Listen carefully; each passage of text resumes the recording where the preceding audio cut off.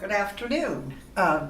Julie and Tom Baker moved into Epworth Villa earlier this year. They moved here from Oklahoma City. They were really very familiar with Epworth Villa because Julie's brother, Clark, had decided a couple of years ago that he wanted to move to a retirement center. So Julie and Tom helped him look, and he decided on the villa. So they helped him to move in. So earlier in her life, and Julie embarked on a career, a very successful career in the banking business.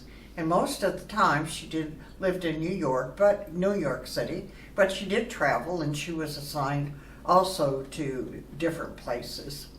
So Julie is an extrovert, and she also really loves to be with people, and she really loves helping people.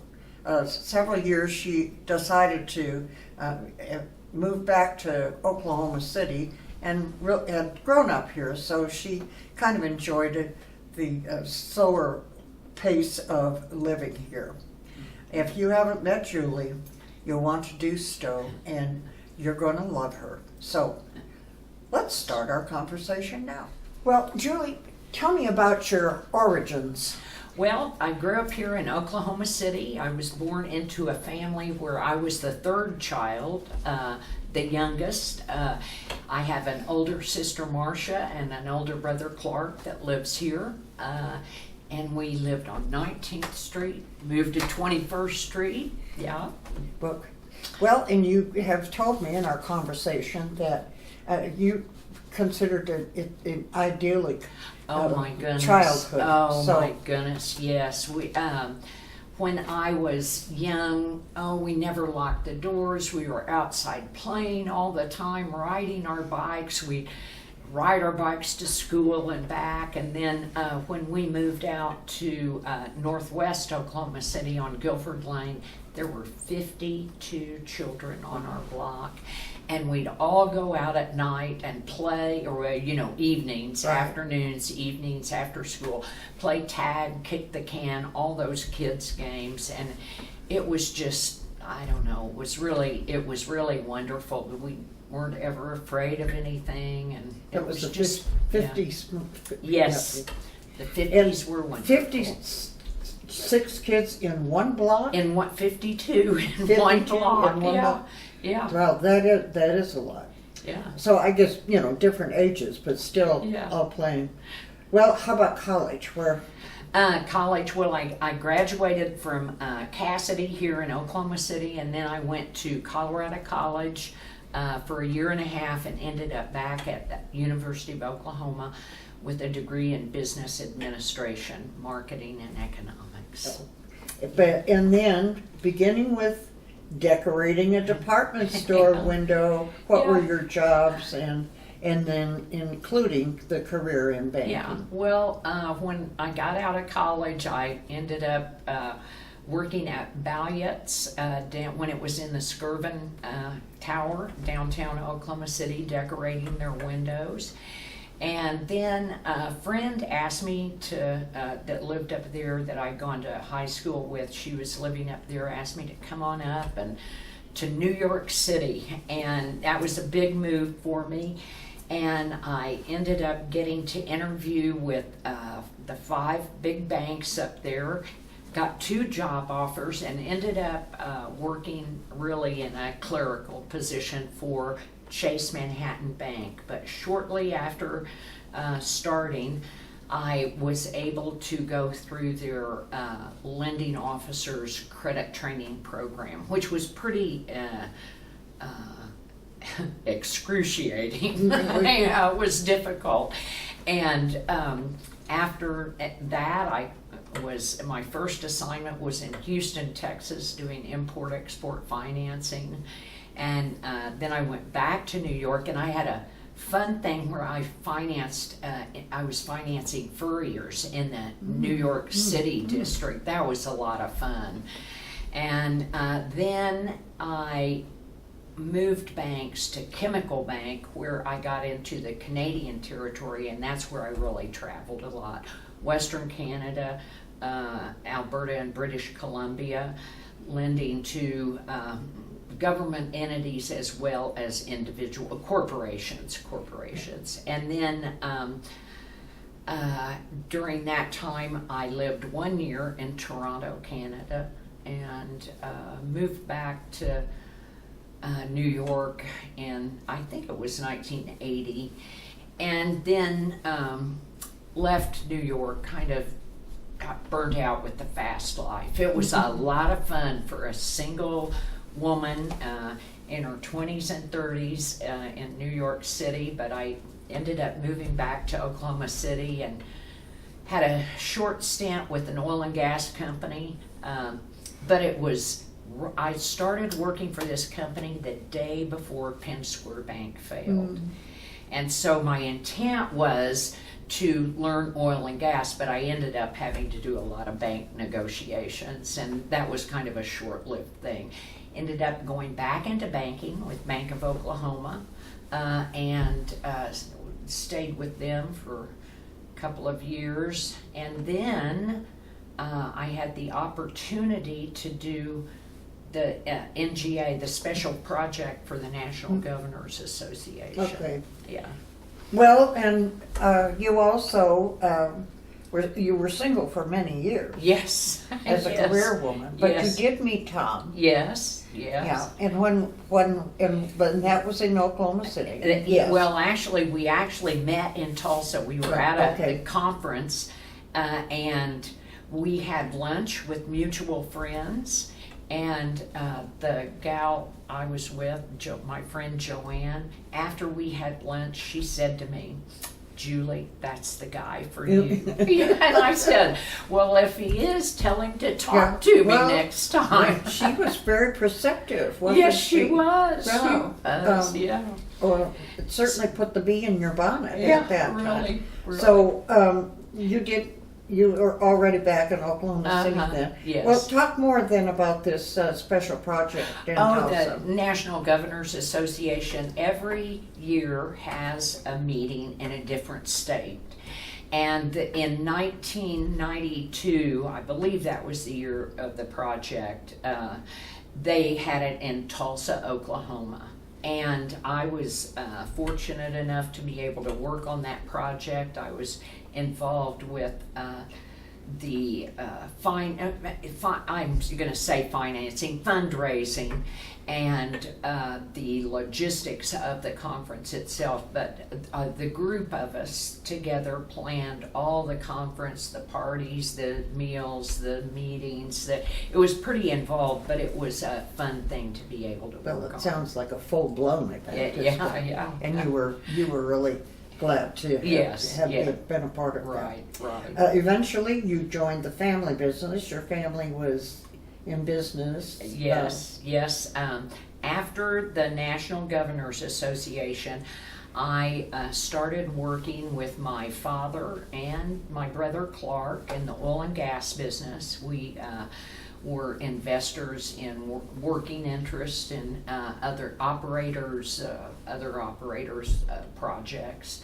And I did that for quite a while, and then when Dad passed, Clark and I took it over, bought it from the estate, and we continued doing that until right before COVID. In fact, we sold all our working interests the end of February 2020, and COVID hit in March. Wow. So so Clark and I closed the office, but Clark and I had worked together for many years. Yeah. Well, and you and Tom decided you were going to move to Maui. Yes. And when was that? Well, actually, we moved when we were still working. We moved over there in 2011 and stayed until 2017. And we worked, on computers. We could work. He could still work while he was over there too as a landman.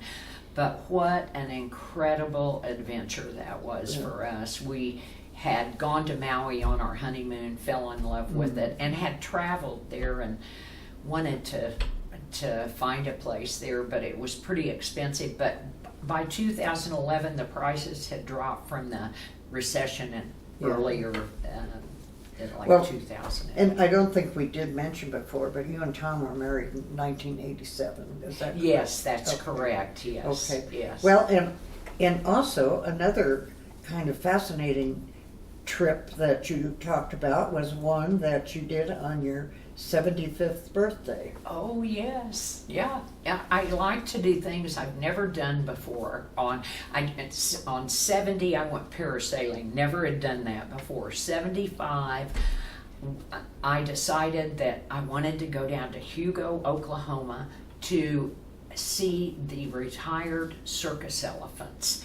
And we got a individual adventure where it was just the two of us, and we got to wash the elephants, touch them, and then after we did that, and of course they taught us all about the elephants, then we went outside, saw some more elephants, and we were able to feed some elephants bananas, and oh my gosh, it was just, I love elephants. I love their eyes. It was really a fun And trip they're for us. very smart. So, they're Yeah. supposed to be very smart. Yes, So yes. did you ever find out how old the oldest elephant? I did not. Yeah, Yeah. because they understand And, they can live to it- pretty. I think in their 50s anyway. Yeah, I'm not yeah. sure. Well, that's pretty old Yeah. for an animal. But so you eventually left Maui, though. Why did you do that? Well, really, we were getting older, and I was concerned about the access to health care. The hospital was an hour away, and I missed my family and friends. And so we did move back, and really I'm very glad we did. We can still travel to Maui and see our friends. In fact, we're going back in April. Oh, Yeah. that's nice. So when you go back, how long do you usually stay? About 2 2 weeks. weeks. Yeah. Okay. Well, it wasn't Maui. You also mentioned to me about the fire. I mean, you didn't Oh. live there then, but you No, did know. but what many of our friends lost their jobs. And two that we know, well, really more than two that owned homes lost their homes. And then there were many others that rented that lost their homes. And man, it was a terrible time. Tom went back really just to be supportive of his friends about 5 months after the fire. I didn't go on that trip, but we've been subsequent times. And now people are starting to heal, and both of those friends that owned and lost their homes have started rebuilding, and so it's coming back. Well, and we also talked, are they widening the roads any or doing anything to, are they able to do anything? I'm to improve not right now. Yeah, okay. Not right Well, now. I know Yeah. you mentioned that was Yeah. one of the reasons Yeah. you also came back. Well, you and Tom like sports. In fact, one year you went on a sports marathon. Oh, I'll say it was. We started out in Louisville, Kentucky, watched an OU Louisville game.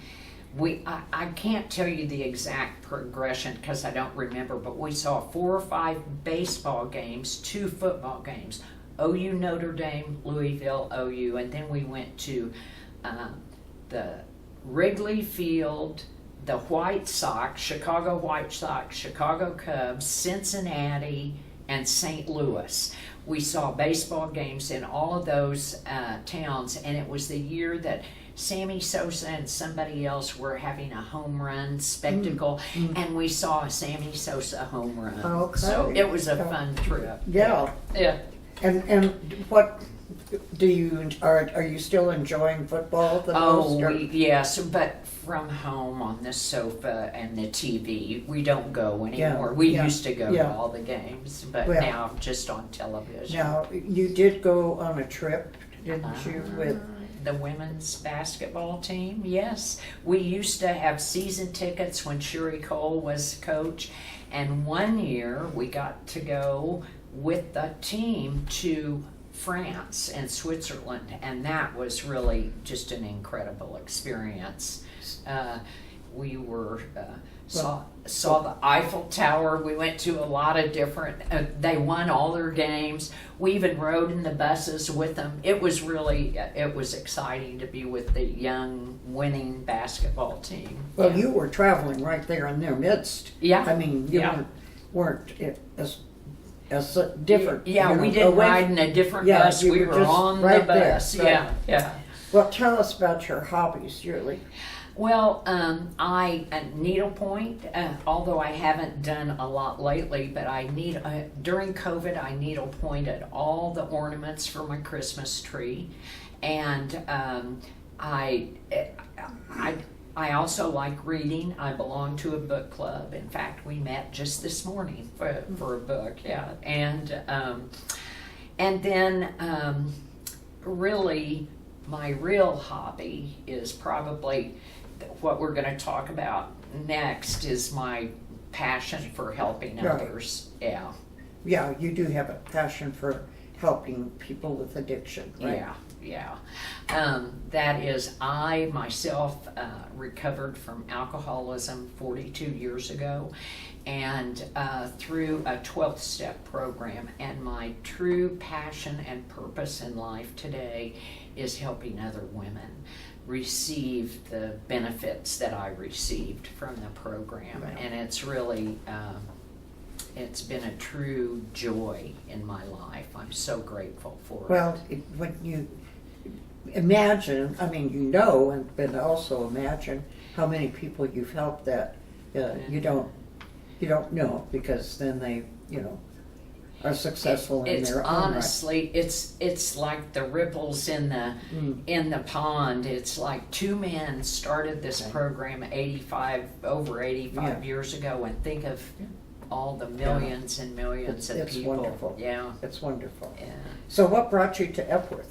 Well, really, it was Clark, and it was Epworth. It Yeah. was the beauty of the facility, all the things that they have. But when we were helping Clark look for place and we saw Epworth, I kind of knew in the back of my mind this was the place for us. Yeah. And the real thing was, Tom and I decided to come before we needed to come, so we could come and enjoy it. Yeah. Well, there's so many opportunities to hear. Well, and you are very comfortable here because you have been able to practice your extrovertism Yes, here. yes, and yes. And you're such a great neighbor, and Yeah, you've had a uh-huh. wonderful Thank story. you. Thank you for sharing. Thank with you, us. Marilyn. Yeah.